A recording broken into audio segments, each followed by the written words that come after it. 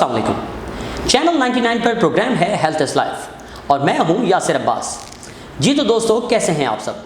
उम्मीद करता हूं कि जहां कहीं भी होंगे बखैर आफियत होंगे और साथ ही साथ अपनी ज़िंदगी भरपूर अंदाज से गुजार रहे होंगे। नाज़रीन, आज हमने जिस मौजू का इंतखाब किया है वो है फ़िज़ियोथेरेपी। और फ़िज़ियोथेरेपी में हम ये बात करेंगे कि इंसानी जिस्म की अच्छी सेहत और उसके अफ़ाल की बेहतरी के लिए फ़िज़ियोथेरेपी का किरदार क्या है। इस मौजू पर गुफ्तगू के लिए आज हमने मदऊ किया है हमारे बहुत ही ख़ास मेहमान doctor Nasir Ali, senior physiotherapist. तो आइए दोस्तों, इनसे बात करते हैं। अस्सलाम वालेकुम। जी वालेकुम अस्सलाम। डॉक्टर साहब कैसे हैं आप? अल्लाह का शुक्र, आप सुनाइए। अल्हम्दुलिल्लाह। डॉक्टर साहब, सबसे पहले तो आपका बहुत बहुत शुक्रिया कि आपने अपनी मसरूफियात में वक्त निकाला और हमारे प्रोग्राम में तशरीफ़ लाए। अच्छा डॉक्टर साहब, साथ ही साथ आपसे ये भी पूछना चाहेंगे कि रोल ऑफ फ़िज़ियोथेरेपी यानी फ़िज़ियोथेरेपी का किरदार, तो इंसानी जिस्म में अगर बात की जाए और उसके अफ़ाल की बेहतरी के लिए अगर बात की जाए तो फ़िज़ियोथेरेपी का बुनियादी किरदार क्या है? एक्चुअली फ़िज़ियोथेरेपी जो है वो इंसान को फ़िटनेस का नाम है। जी जी। कि अगर आप सबसे बड़ा रोल प्ले करती हैं दो चीज़ें आपकी बॉडी के अंदर। सबसे पहले फ्लेक्सिबिलिटी, जी जी, और दूसरा पावर। सही। अगर आप फ्लेक्सिबिलिटी बेटर रखेंगे तो ऑटोमेटिकली आपकी जो पावर्स है वो रिवाइव हो जाएगी। सही। और उसको रखने के लिए फ़िज़ियोथेरेपी और फ़िज़ियोथेरेपिस्ट का मेन रोल है। ठीक। जो फ़िज़ियोथेरेपिस्ट है उसका काम ये है कि वो प्रॉपर तरीके से आपको गाइड करके और आपको फ़िज़ियोथेरेपी के बारे में बताता है कि जी ये मेजरमेंट आपको लेने हैं। और दूसरा ये है कि अगर आप फ्लेक्सिबल हैं और आपका पावर डेवलप है, जी जी, तो आप 60 ईयर तक कोई प्रॉब्लम नहीं आता आपकी बॉडी के अंदर। सही। आप उसको कायम रख सकते हैं, क्योंकि सबसे पहले दो चीज़ें हैं जो रोल प्ले करती, फ्लेक्सिबिलिटी और पावर। जी। इसको फ़िज़ियोथेरेपिस्ट से बेहतर कोई नहीं जानता। सही।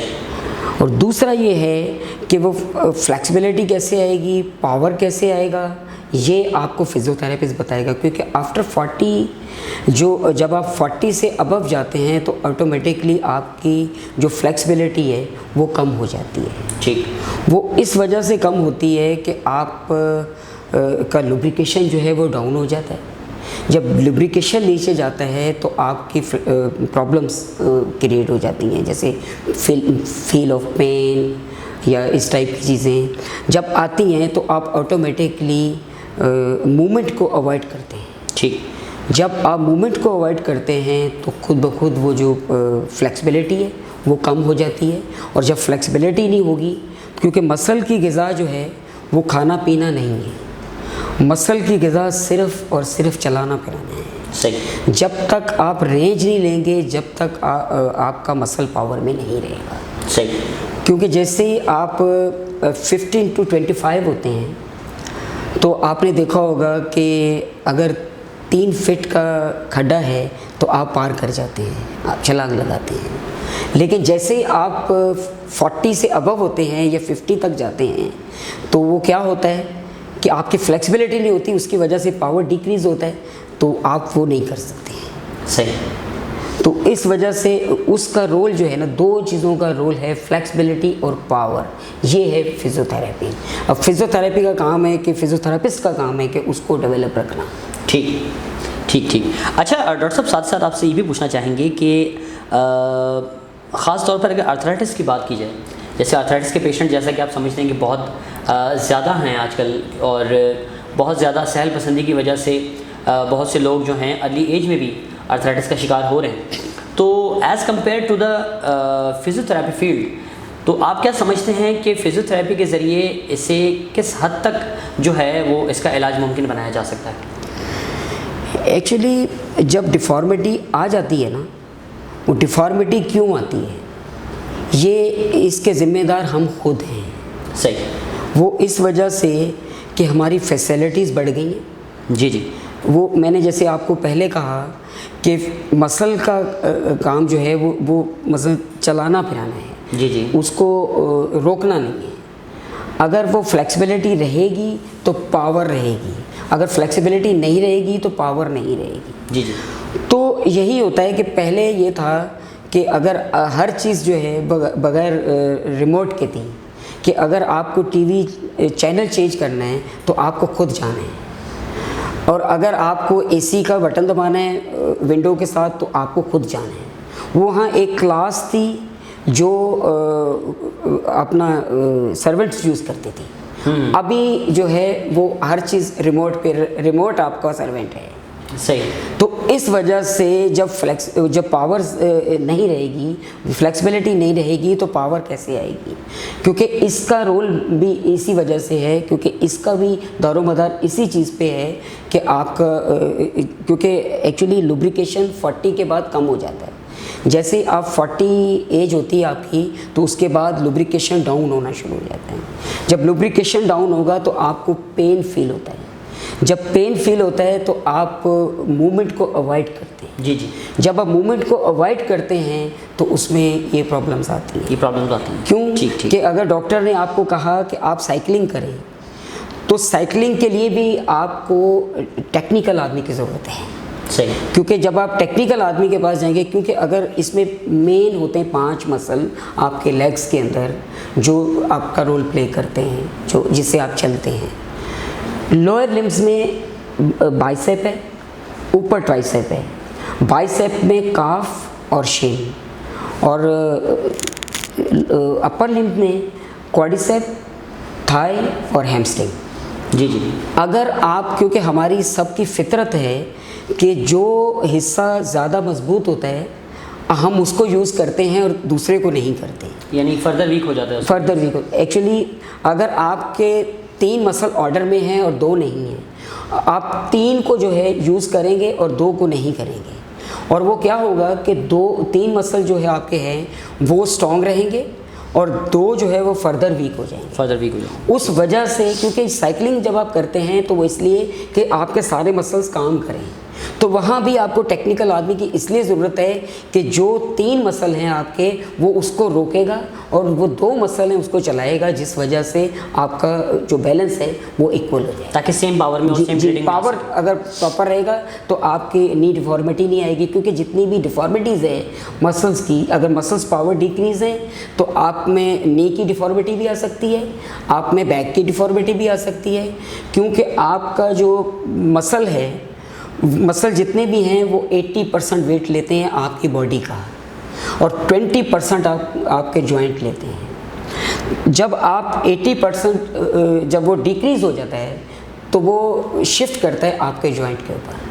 जब वो जॉइंट के ऊपर शिफ्ट करता है तो उसमें क्या होता है कि आपका जितना भी वेट है वो सारा आपके जॉइंट पे आता है, चाहे वो आपकी कमर के जॉइंट हो, चाहे आपके नी के जॉइंट हो, चाहे एंकल जॉइंट हो, उसके ऊपर आता है। तो वहाँ स्वेलिंग शुरू हो जाती है। जब स्वेलिंग होगी तो ऑटोमेटिकली जो टेंडेंट्स हैं वो मोटे हो जाएंगे और आपके लिए प्रॉब्लम्स हो जाएगी चलने।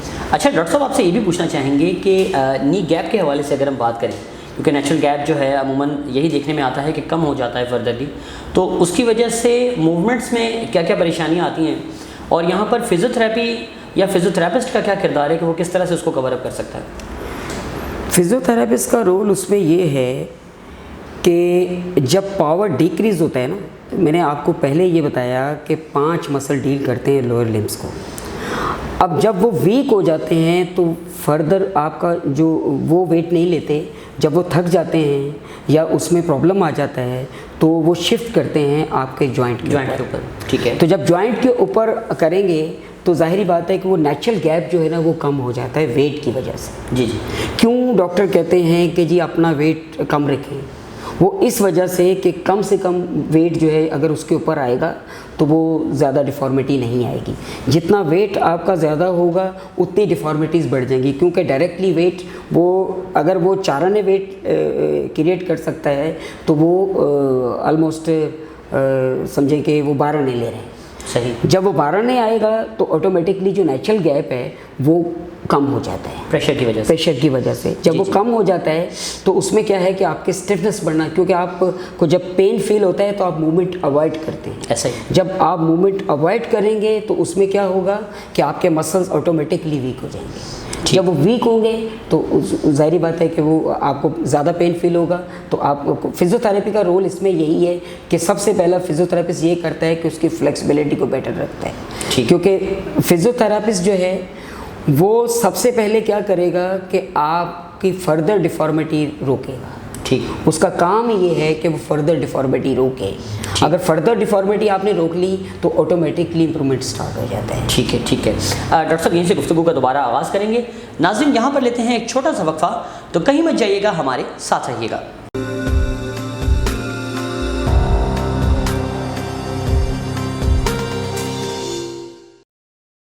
अम्मार आइकॉन टावर 4K चौरंगी और नॉर्थ कराची अल्लाह वाली चौरंगी के संगम पर गुलशन कनीस फातिमा सोसाइटी में 300 फुट चौड़े मेन रोड से मुत्तसिल बाएतमाद व बावकार अम्मार डेवलपर्स एंड बिल्डर्स पेश करते हैं अम्मार आइकॉन टावर SPCA से मंजूर शुदा 2, 4 और 5 कमरों के बेमिसाल लग्जरी अपार्टमेंट्स। 300 फुट चौड़े मेन रोड पर आलमी मयार की तर्ज रिहाइश, शानदार सहूलियात और आसाइशात के साथ खुशहाल मुस्तकबिल की तामीर, शहर के दरमियान लाजवाब लोकेशन, रिहायशी और commercial project Ammar icon tower, कुंजान आबादी के दरमियान पुरसुकून और बाइत्मीनान रिहाइश, ग्रीन बस स्टैंड प्रोजेक्ट के चंद कदम के फासले पर आपके देरीना तस्वुर से अपने घर की हकीकी तस्वीर तक जदीद और कुशादा अपार्टमेंट्स। अम्मार आइकॉन टावर, जिंदगी का सफर और भी खुशगवार।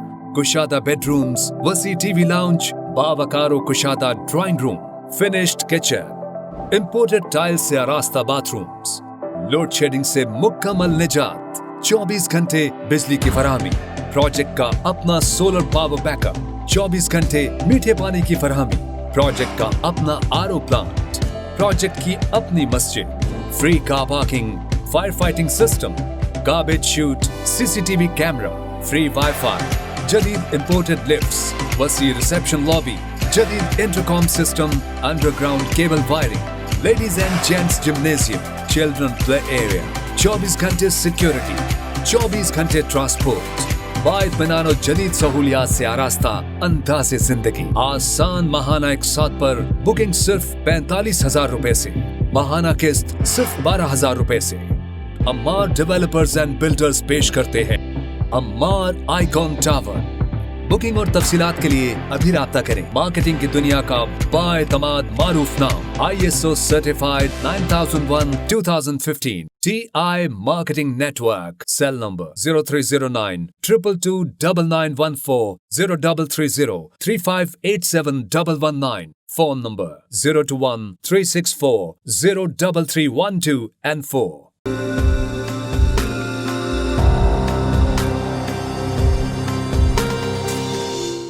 Welcome back. नाज़रीन, doctor Nasir Ali senior physiotherapist हमारे साथ स्टूडियो में मौजूद हैं और गुफ्तगू का सिलसिला दोबारा शुरू करते हैं। अच्छा डॉक्टर साहब, आपसे ये भी पूछना चाहेंगे कि फ्रोज़न शोल्डर की अगर बात की जाए, जो कि आजकल बहुत ज़्यादा आम है, तो एक तो ये बताइए कि फ्रोज़न शोल्डर होता क्यों है और फिजियोथेरेपी का इसमें क्या किरदार है?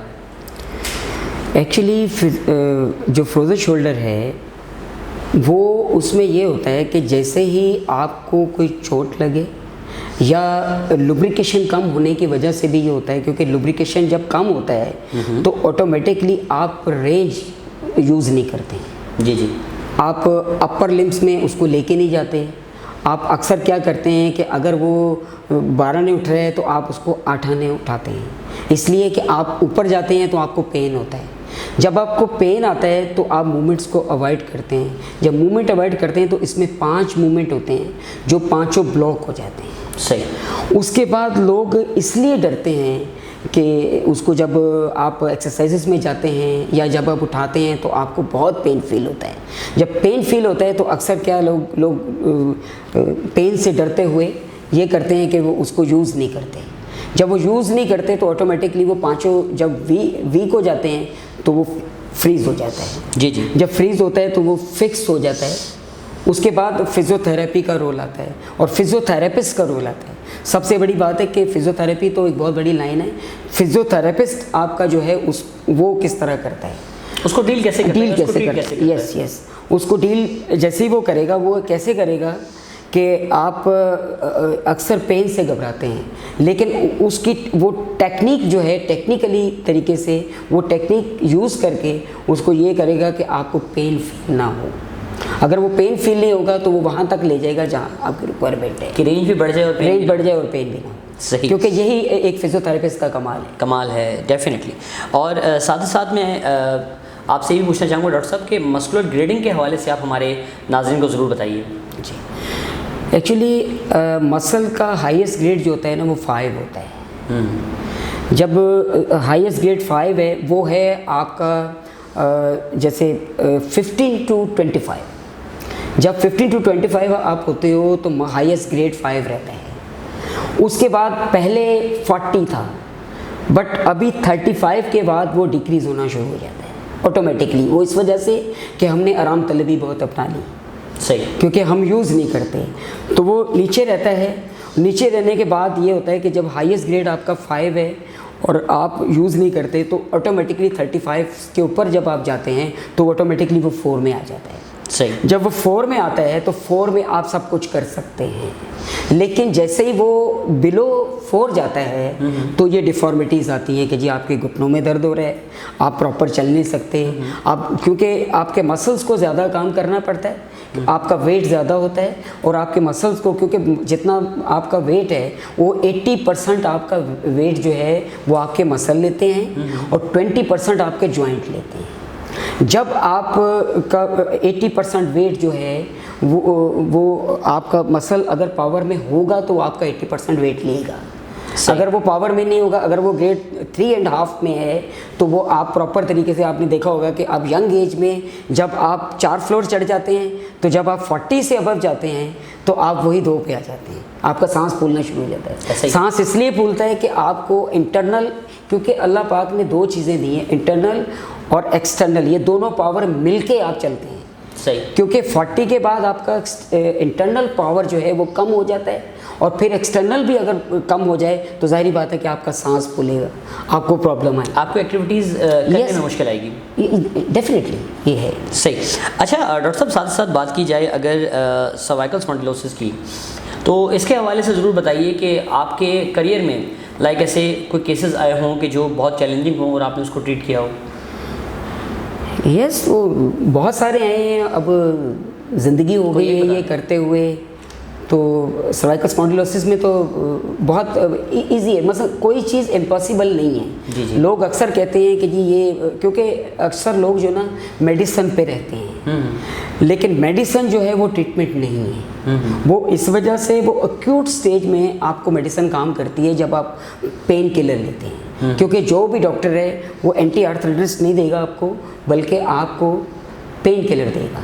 पेन किलर जो है वो ट्रीटमेंट नहीं है, क्योंकि जब आप पेन किलर लेते हैं तो वो डिफॉर्मिटी बढ़ना शुरू हो जाती है। सही, क्योंकि वो तो जब डिफॉर्मिटी बढ़ती है तो अब डिफॉर्मिटी को कंट्रोल जो है ना, फिजियोथेरेपी से बेहतर तो कोई नहीं है ना, फिजियोथेरेपिस्ट से बेहतर तो कोई नहीं जानता कि भाई डिफॉर्मिटी को कैसे कंट्रोल। उसमें भी रेंज है, इसमें भी 5 मूवमेंट हैं, वैसे 4 हैं, लेकिन आखिर लास्ट जो है ये हाइपर एक्सटेंशन है ये, लेकिन वैसे 4 मूवमेंट है। तो चारों को अगर वो फ्लेक्सिबल कर लेगा फिजियोथेरेपिस्ट, ज़ाहिर बात है, और पावर इंप्रूव कर देगा तो वो 80% मसला वैसे ही हल हो जाता है। अच्छा, एक बात आपसे मैं ज़रूर पूछना चाहूँगा डॉक्टर साहब कि पावर्स के इम्प्रूवमेंट के लिए होम प्रोग्राम को फॉलो करना कितना ज़रूरी है कि जो फिजियोथेरेपिस्ट कह के जाए और पेशेंट उस पर अमल पैरा हो?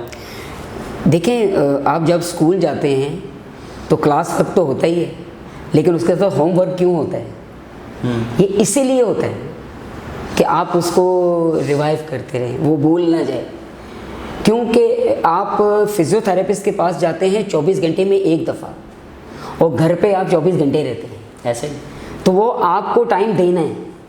अगर आप टाइम देंगे, ज़ाहिरी बात है कि वो फिजियोथेरेपिस्ट आपको पूरा प्रोग्राम क्यों देता है कि अगर वो एक रेंज ले लेता है तो वो आपको इसलिए कहता है कि जी आप इसको करते रहें ताकि वो रेंज बरकरार रहे। अगर फ़र्ज़ करें कि मैंने आपको, आपका नी स्ट्रेट है तो मैंने आपको 50% मोड़ दिया एक दिन में, तो फिर तो 10 दिन का काम रह गया ऐसे। लेकिन वो दूसरे दिन 2% रह जाता है। क्यों? उसका ना करने की वो इस वजह से कि आप कुछ करते नहीं हैं, आप फिजियोथेरेपिस्ट पे रिलाई करते हैं ना, अब जो काम आपने करना है उसमें उसको कम से कम इतना मिले ताकि वो आगे जाए। सही, ठीक। अच्छा डॉक्टर साहब, साथ ही साथ इसमें अगर बात की जाए ख़ास तौर पर फालिज के मरीज़ों के हवाले से, तो मैं चाहूँगा कि आप उसके हवाले से भी बताएं, क्योंकि नॉर्मली जो है वो ये देखा जाता है कि जी फालिज का एक बड़ी मशहूर जो है वो एक बात है, इवन आपका ही एक जुमला है जो मैं अक्सर कोट भी करता हूँ आगे, कि जी अगर कोई कहता है कि मैं फालिज की दवा देता हूँ तो वो समझ लें कि झूठ बोल रहा है।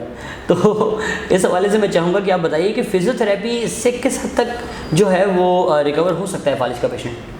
देखिए, अगर आप सही पूछें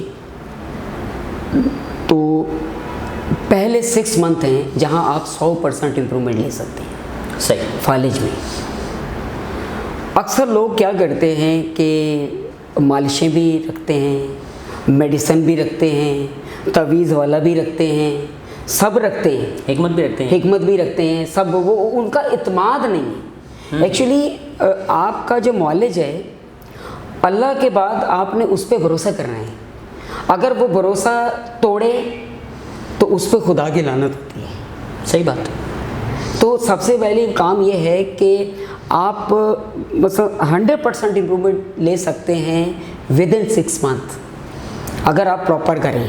सही। और आफ्टर 6 मंथ वही इम्प्रूवमेंट कम हो के 80% रह जाता है, क्योंकि वहाँ डिफॉर्मिटीज़ बढ़ जाती है, क्योंकि इसका ट्रीटमेंट सिर्फ और सिर्फ एक्सरसाइज है।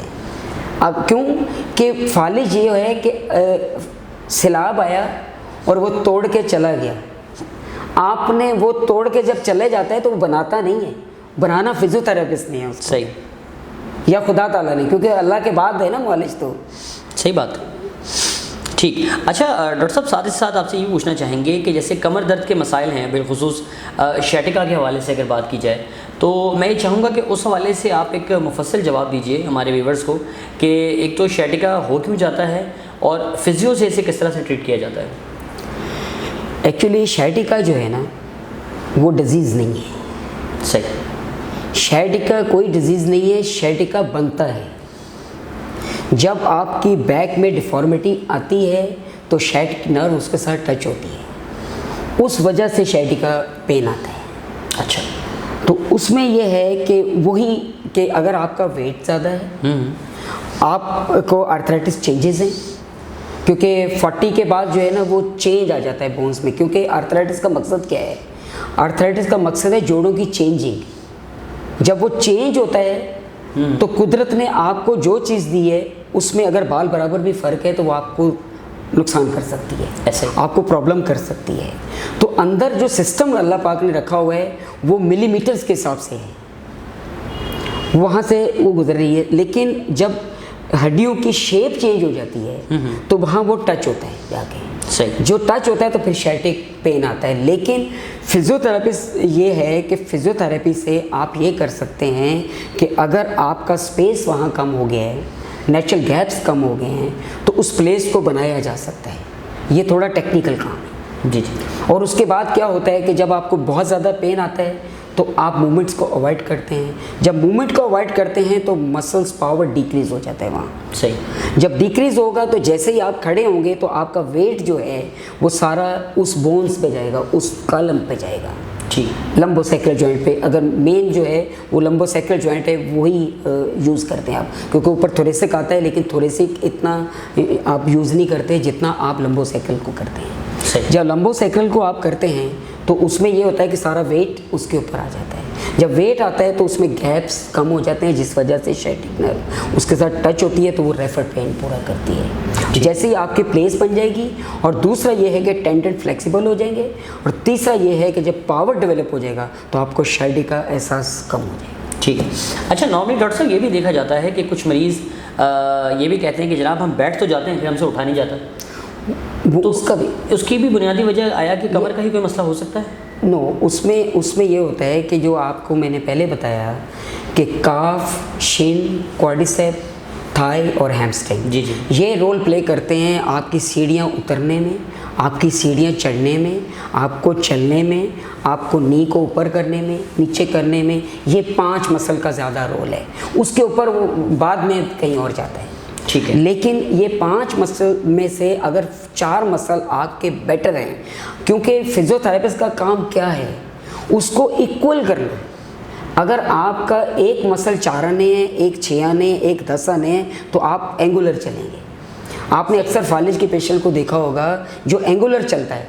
एंगुलर का मकसद क्या है कि जो स्ट्रॉन्ग मसल है वो अपनी तरफ खींचता है, सही। इस वजह से वो एंगुलर चलता है। डी शेप भी हो जाता डी है यानी। शेप, एक्चुअली डी शेप इसी वजह से होता है, जब आप एंगुलर चलेंगे तो वो डी शेप होगा, ठीक। वो स्ट्रक्चर चेंज हो जाएगा ना भाई। और ऐसा ऐसा फिर पेशेंट जो हैं वो हैबिचुअल भी हो जाते हैं उसी में, वो क्योंकि habitual- उनको वो कंफर्ट जोन लगता सर, है जो और फिर वो चलते कंफर्टेबल, जाते जहाँ कंफर्टेबल फील करेगा वहाँ वो जाएगा। सही। क्योंकि ये तो हमारी फितरत है ना जी, कि हम शॉर्टकट ढूंढते हैं। हैं। जी जी। हम वहाँ नहीं जाते कि जहाँ हमें जाना चाहिए। हम सही। एक्चुअली शॉर्टकट इसलिए ढूंढते हैं कि भाई हमें आसानी है। ताकि क्विक रिजल्ट आए और पेनलेस ये- मूव्स हों, ये- जबकि ये- ऐसा ये- होता वो- नहीं। वो- ये- क्योंकि नॉर्मली जो है वो ये भी कहा जाता है पेशेंट्स को कि जनाब आप चलें, आप जा तो रहे हैं सर्जरी की तरफ, लेकिन आपको ये नहीं पता कि सर्जरी के बाद भी आप रेफर्ड फिजियोथेरेपिस्ट को ही होंगे। Yes yes yes. तो ये ज़्यादा बेहतर रहेगा कि आप Operates- प्री ऑफ फिजियो करवाएं तो वो ज़्यादा अच्छा है। ऑपरेट से पहले भाई 10 ऑप्शंस हैं जो लोग नहीं लेते, जो कि लेने चाहिए, जो लेनी आपके चाहिए। नज़दीक। डेफिनेटली ठीक ठीक ठीक। अच्छा डॉक्टर साहब, साथ ही साथ आपकी कुछ ज़ाती ज़िंदगी से मुतालिक भी सवाल करना चाहेंगे। तो सबसे मेन सवाल मेरा आपसे जो है वो आपके उस्ताद मोहतरम के मुतालिक है, जो कि फिजियोथेरेपी की दुनिया के एक बहुत बड़ा नाम डॉक्टर एल खान सलीम, या जिन्हें सलीम लाजपर भी कहा जाता है। बेशक। तो मैं ये चाहूँगा कि आप उनके मुतालिक कुछ बताएं और अपनी ज़िंदगी के तजुर्बात जो उनके साथ रहे और उनके दस्ते शफ़क़त में आपने जो वक्त गुजारा उसके मुतालिक हमें कुछ बताएं। ये आज जो कुछ भी हूँ वो उनके पैरों की तफ़ैल है सबसे पहले, क्योंकि वो इस फील्ड में लाने वाले हैं। क्योंकि मैं उस वक्त इस फील्ड में आया हूँ जब पाकिस्तान में एक MBBS डॉक्टर को नहीं पता था कि फ़िज़ियोथेरेपी क्या है। लोग हमें कहते थे हम मालशी हैं। वो तो आज भी कहते हैं सर, लेकिन कोई बात है कि माइंडसेट चेंज नहीं किया जा सकता। Yes yes. लेकिन अब हर हॉस्पिटल में फ़िज़ियोथेरेपी सेंटर है। उस टाइम गिनती के 5 फिज़ियोथेरेपिस्ट होते थे जी जी। और 2-3 बड़े नाम थे, जिनमें एक सलीम साहब का नाम था, और वो बहुत ही नाइस आदमी थे, बहुत ही नाइस आदमी थे। वो हमें उन्होंने, क्योंकि उस टाइम उस्तादों का शौक़ था बताने का। अब कोई बताता नहीं, प्रोफेसर्स भी आपको नहीं बताते, लेकिन वो चाहते थे कि कोई आगे बढ़े और आगे इस बढ़े। फील्ड को समझे कि ये है क्या। बेशक बेशक। उन्होंने बहुत, आपने उनको टेक्निकली कितना साउंड पाया वैसे? एक्चुअली मैं नहीं बता सकता, ये दुनिया बताएगी कि जी वो कितने पावरफुल आदमी थे और कितने जानबकार थे और कितने बेहतर थे। वो जो उनके आज जो भी फॉलो कर रहा हूँ, या जो अल्लाह पाक ने मुझे नाम दिया यहाँ पे, जो मुझे मकाम दिया, वो उनके पैरों की तफ़ैल है और उन्होंने मुझे सब कुछ बताया। सही। और डॉक्टर साहब, उनके साथ साथ जो है वो मैं ये चाहूँगा कि आप कोई ऐसा वाक़या उनके साथ जुड़ा हुआ कि जो आपको अभी तक याद हो, कि जो आप हमारे व्यूवर्स के साथ भी शेयर करना चाहें। वाक़यात तो बहुत हैं, मगर ये है कि उन्होंने बस, हमने उनकी खिदमत बहुत की है और उन्होंने उनका सिला ये दिया कि आज हम इस सीट पे बैठे हैं। क्या बात है, बहुत ही खूबसूरत बात, बहुत ही शानदार बात। और डॉक्टर साहब, साथ ही साथ एक और आपकी ज़ाती ज़िंदगी से मुतालिक सवाल करना चाहेंगे कि इसी शोबे का इंतखाब क्यों किया? ये एक्चुअली मुझे नहीं पता कि मैं क्यों आया इसमें, बट ये है कि उस टाइम इस फिज़ियोथेरेपी को कोई जानता नहीं था। जिस वक्त मैं इस फील्ड के अंदर आया तो मुझे लाने वाले सलीम साहब हैं। सलीम साहब ने मुझे कहा कि भाई आप आओ, और ये उन्होंने मुझे ट्रेन किया। उसके बाद उन्होंने मुझे कोर्सेज करवाए और उन्होंने सब कुछ दिया। सही। अच्छा डॉक्टर साहब, चूँकि इस वक्त हम अपने प्रोग्राम के आखिरी मरहले में दाखिल हो चुके हैं, तो मैं ये चाहूँगा कि कोई ख़ास पैगाम जो आप हमारे व्यूवर्स को देना चाहें, हमारे नाजरीन को देना चाहें जो इस वक्त आपको देख रहे हैं। बस ये है कि अपना ख्याल करें। सेहत जो है वो कहते हैं कि तंदुरुस्ती 1000 नेमत है, लेकिन 1000 नेमत नहीं है, वो करोड़ नेमत है। बल्कि जितनी गिनती है वही नेमत है। क्योंकि उनसे पूछें जो लेटे हुए हैं, ऐसे ही ऐसे ही ऐसे ही। उनसे पूछें जो लेटे हुए हैं। और अगर आदमी, क्योंकि पड़ा हुआ आदमी जो है वो मट्टी है और चलता हुआ आदमी सोना है, बस इससे ज़्यादा मैं कुछ नहीं कहूँगा। डॉक्टर साहब आपका बहुत बहुत शुक्रिया कि आपने अपनी मसरूफियात में से वक्त निकाला और हमारे प्रोग्राम में तशरीफ़ लाए। एक बार फिर इंतहाई मशकूर, इंतहाई ममनून कि आपने जो है वो वक्त दिया। आपने मुझे इनवाइट किया, आपका बहुत शुक्रिया। Thank you so very much. Okay sir. जी हाँ नाज़रीन, ये थे doctor Nasir Ali, senior physiotherapist. आपको हमारा प्रोग्राम कैसा लगा, अपनी राय का इजहार ज़रूर कीजिएगा। और साथ ही साथ एक अपील कि अगर अभी तक आपने हमारा चैनल सब्सक्राइब नहीं किया तो उसे ज़रूर सब्सक्राइब कीजिए और साथ ही साथ बेल आइकन को लाजमी दबाइए ताकि हमारा हर नया नोटिफिकेशन आप तक बर वक्त पहुँच सके। अपने मेज़बान यासिर अब्बास को दीजिए इजाज़त। अल्लाह हाफ़िज़।